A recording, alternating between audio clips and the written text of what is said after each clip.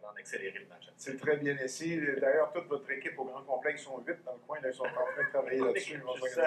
Donc, on est en compagnie de Martine Salomon. Elle est bénévole. Elle l'était à Vancouver. Elle le sera de nouveau à Sochi 2014. Et Christian Fortin de Richelieu. Madame Salomon est à Bécomo via Skype. Et M. Fortin, lui, est de Richelieu. Il est avec nous. Et je vous laisse poser à nos invités des questions. M. Fortin, c'est un amateur de sport. Ça se voit, ça s'entend. Mais à quel point vous pouvez voir les épreuves quand vous êtes là-bas? C'est un peu la question que les gens se posent, j'imagine. À quel point vous avez, et votre point de vue particulier, expliquez-nous à quel point l'expérience est particulière d'être là. Dans mon cas, étant donné que je suis au service aux événements, j'ai la chance d'être dans les estrades. Okay. Exemple, à Vancouver, quand Alexandre Bilodeau a gagné sa médaille d'or, j'étais à l'entrée, mais je l'ai vu, on l'a vu descendre. Puis quand Maël Ricker a gagné une médaille d'or à Vancouver, là, j'étais au pied de la pente à l'accès où les athlètes passaient pour se rendre au chairlift montant en haut. Fait que au service aux événements, on a l'occasion, quand on travaille dans les estrades, d'être là et de les voir et d'avoir aussi accès aux coulisses. Et vous, Mme Salomon, si j'ai bien compris, vous étiez près des athlètes, puis là, vous me parliez de la salle de presse. C'est plate, ça va être près des journalistes à Sochi. Oui, mais parfois on est chanceux, parfois on est moins. Ça dépend toujours de nos cadres de travail, de rôle. On n'a pas tout le temps la chance de voir les compétitions. Je vais juste vous donner l'exemple de mon chum qui va être aux Paralympiques, qui a reçu son horaire hier. Il fait sur approximativement 10 ou 12 chiffres, quarts de travail. Il fait des chiffres de 12 heures la nuit. De 11 heures le matin. Okay. C'est pas toujours accessible, mais à Vancouver, effectivement, écoutez, j'étais tellement choyée. J'étais pour le service des nouvelles olympiques. Alors, j'avais le privilège, je dis bien le privilège, d'interviewer les athlètes quand ils débarquaient du podium et qu'ils recevaient leur médaille. Oh. C'est simplement magique. J'imagine. C'est quand même pas la pire affectation des Jeux quand on est bénévole. Elle parlait de travailler puis de quart de travail. Est-ce que vous savez déjà combien de jours de travail vous allez faire pendant que vous êtes là? 13 jours sur les 17. En fait, 13 jours sur les 16 qui est des compétitions. Donc, ils vous donnent congé. Vous avez des congés? 3 journées de congé. Et vous donnent-tu des accès vu que vous êtes bénévole et vous acceptez? Non. Vous voulez? Non. Notre passe nous donne seulement accès au site sur lequel on travaille. Martine, à la salle de presse, vous allez être capable de vous organiser quelque chose quand même, j'imagine. J'espère, mais on se comprend que moi, mes superviseurs, ce sont des Russes. C'est tout cet univers-là qui est assez particulier parce que c'est un abandon total. Moi, j'ai l'habitude d'avoir mainmise et un plein contrôle sur mon travail. Et là, tu t'abandonnes, tu ne sais pas comment qu'eux vont être dans leur... C'est quoi leur culture? C'est tout ça qu'on va découvrir. Mais j'espère effectivement être assez choyée pour voir les épreuves. Antoine. Mais moi, de mon côté, j'ai juste 2 jours de congé sur 22. Ah, il faut négocier. Aux deux, en commençant par Christian, une image marquante que seul vous avez pu voir des Jeux lorsque vous avez été bénévole, que les caméras n'ont pas capté, que vous avez pu voir. J'espère que ce n'est pas les tests antidopage. Ouais. Si c'est le cas, parlez-nous en voir. Un souvenir marquant que... Un souvenir marquant, Maël Ricker qui descend de la pente puis qui me fait un high five pendant que de l'autre main, je tiens ma caméra, même s'ils nous disent qu'on n'a pas le droit de filmer ou d'interagir avec les athlètes, là, mais le spark qu'elle avait dans les yeux après sa médaille d'or, c'était écœurant. Martine? Entrevue avec Marianne Saint-Gelais, c'était magique quand elle a débarqué du podium. Elle avait l'air d'une petite fille. Et comme j'étais une francophone et que Marianne venait du Québec, j'ai eu le privilège d'être capable de l'interviewer en français parce qu'en temps normal, ça devait se faire qu'en anglais. Et c'était un moment là, de partage qui était purement incroyable. J'en parle, j'en ai encore des frissons. Est-ce que l'un de vous deux sait combien il va y avoir de bénévoles canadiens à Sochi? 135, si je ne fais pas erreur. Et tous les pays envoient des bénévoles comme ça, mais la majorité, j'imagine, sont à Sochi et de Russie. 23 000 Russes. 23 000 Russes, 2 000 bénévoles internationaux. Vous êtes privilégiés, vous êtes vraiment dans un club à part. Là. Ah, on est privilégiés. Vraiment, là, on vit tout le cheminement pour arriver là. les entrevues, les examens, les tests d'aptitude, encore une deuxième entrevue Skype, l'attente des courriels, tout ça. Ça se fait sur une longue période et on est très chanceux. Il est 8h moins quart, presque moins 10. Antoine a la main levée, c'est pas pour aller aux toilettes ni pour aller voir du hockey, c'est pour poser des questions. Alors attendez-nous, on revient tout de suite après. Ouais, dites-le. 1-0 Allemagne. Vous aviez raison de vérifier.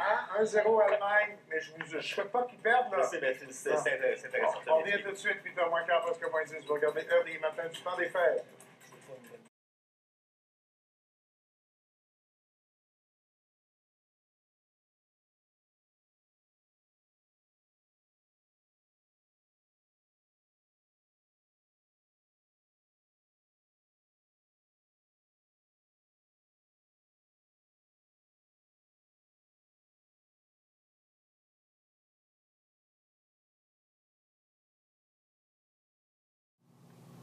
En accélérer le match. C'est très bien ici. D'ailleurs, toute votre équipe au grand complet, ils sont 8 dans le coin, là, ils sont en train de travailler là-dessus.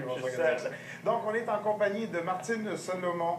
Elle est bénévole. Elle l'était à Vancouver. Elle le sera de nouveau à Sochi 2014. Et Christian Fortin de Richelieu. Madame Salomon est à Bécomo via Skype. Et Monsieur Fortin, lui, est de Richelieu. Il est avec nous. Et je vous laisse poser à nos invités des questions. Monsieur Fortin, c'est un amateur de sport. Ça se voit, ça s'entend. Mais à quel point vous pouvez voir les épreuves quand vous êtes là-bas? C'est un peu la question que les gens se posent, j'imagine. À quel point vous avez, et votre point de vue particulier, expliquez-nous à quel point l'expérience elle est particulière d'être là. Dans mon cas, étant donné que je suis au service aux événements, j'ai la chance d'être dans les estrades. Okay. Exemple, à Vancouver, quand Alexandre Bilodeau a gagné sa médaille d'or, j'étais à l'entrée, mais je l'ai vu, on l'a vu descendre. Puis quand Maël Ricker a gagné une médaille d'or à Vancouver, là, j'étais au pied de la pente à l'accès où les athlètes passaient pour se rendre au chairlift montant en haut. Fait que au service aux événements, on a l'occasion, quand on travaille dans les estrades, d'être là puis de les voir et d'avoir aussi accès aux coulisses. Et vous, Mme Salomon, si j'ai bien compris, vous étiez près des athlètes, puis là, vous me parliez de la salle de presse. C'est plate, ça va être près des journalistes à Sochi. Oui, mais parfois on est chanceux, parfois on est moins. Ça dépend toujours de nos cadres de travail, de notre rôle. On n'a pas tout le temps la chance de voir les compétitions. Je vais juste vous donner l'exemple de mon chum qui va être aux Paralympiques, qui a reçu son horaire hier. Il fait sur approximativement 10 ou 12 chiffres, quarts de travail. Il fait des chiffres de 12 heures la nuit, de 11 heures pour le matin. Okay. C'est pas toujours accessible, mais à Vancouver, effectivement, écoutez, j'étais tellement choyée. J'étais pour le service des Nouvelles Olympiques.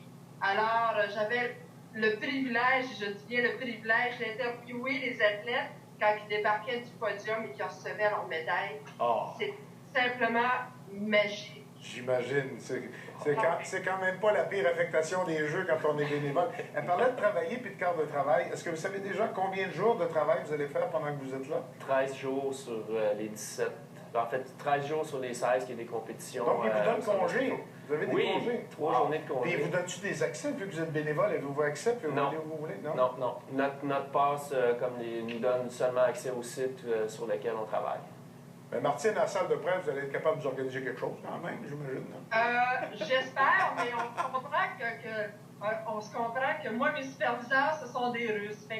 C'est tout cet univers-là qui est assez particulier parce que c'est un abandon total. Moi, j'ai l'habitude d'avoir mainmise et un plein contrôle sur mon travail. Et là, tu t'abandonnes, tu ne sais pas comment qu'eux vont être dans leur... C'est quoi leur culture? C'est tout ça qu'on va découvrir. Mais j'espère effectivement d'être assez choyée pour voir les épreuves. Antoine? Mais moi, de mon côté, j'ai juste 2 jours de congé sur 22. Ah, il faut négocier. Aux deux, en commençant par Christian, une image marquante que seul vous avez pu voir des jeux lorsque vous avez été bénévole, que les caméras n'ont pas capté, que vous avez pu voir. J'espère que ce n'est pas les tests antidopage. Si c'est le cas, parlez-nous en voir. Un souvenir marquant Un souvenir marquant, Maël Ricker qui descend de la pente puis qui me fait un high five pendant que de l'autre main, je tiens ma caméra, même s'ils nous disent qu'on n'a pas le droit de filmer ou d'interagir avec les athlètes, là, mais le spark qu'elle avait dans les yeux après sa médaille d'or, c'était écœurant. Martine? Entrevue avec Marianne Saint-Gelais, c'était magique quand elle a débarqué du podium. Elle avait l'air d'une petite fille. Et comme j'étais une francophone et que Marianne venait du Québec, j'ai eu le privilège d'être capable de l'interviewer en français parce qu'en temps normal, ça devait se faire qu'en anglais. Et c'était un moment là, de partage qui était purement incroyable. J'en parle, j'en ai encore des frissons. Est-ce que l'un de vous deux sait combien il va y avoir de bénévoles canadiens à Sochi? 135, si je ne fais pas erreur. Et tous les pays envoient des bénévoles comme ça, mais la majorité, j'imagine, sont à Sochi et de Russie. 23 000 Russes. 23 000 Russes, 2 000 bénévoles internationaux. Vous êtes privilégiés, vous êtes vraiment dans un club à part, là. Ah, on est privilégiés. Vraiment, là, on vit tout le cheminement pour arriver là. Les entrevues, les examens, les tests d'aptitude, encore une deuxième entrevue Skype, l'attente des courriels, tout ça. Ça se fait sur une longue période et on est très chanceux. Il est 8h moins quart, presque moins 10. Antoine a la main levée. C'est pas pour aller aux toilettes ni pour aller voir du hockey, c'est pour poser des questions. Alors attendez-nous, on revient tout de suite après. Ouais, dites-le. 1-0 Allemagne. Vous aviez raison de vérifier. 1-0 Allemagne, mais je ne souhaite pas qu'ils perdent. Là. C'est intéressant. On revient tout de suite, 8h moins quart, presque moins 10. Vous regardez Heure des matins du temps des fêtes.